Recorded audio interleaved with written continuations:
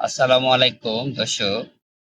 এই গাছগুলা মূলত কাঁটাযুক্ত। আপনারা আপনাদের বাড়ির আশেপাশে দেখবেন গাছগুলা পড়ে আসে, কিন্তু এই গাছগুলার কিছু উপকারিতাও আছে।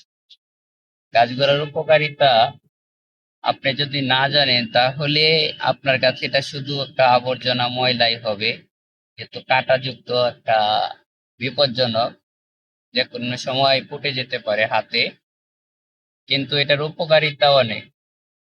এটা দিয়ে আপনারা আপনার কৃষি জমিতে যে পোকামাকড় হয়, কৃষি জমি নষ্ট করে, সেগুলোর জন্য প্রতিষেধক হিসাবে কিন্তু এটা ব্যবহার করতে পারবেন।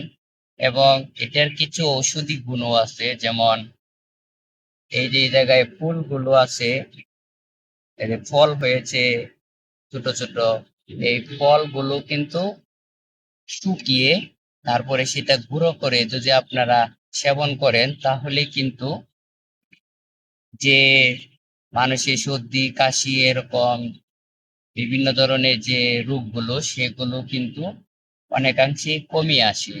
এই গাছের যে ফলগুলো, এগুলো কিন্তু কাঁটাযুক্ত এবং আরো অনেক কাজে লাগে। যদি আপনারা না জানেন তাহলে কিন্তু এটা আগাছা, যদি জানেন প্রত্যেকটা গাছেই কিন্তু এক একটা প্রতিষেধক ঔষধি গাছ।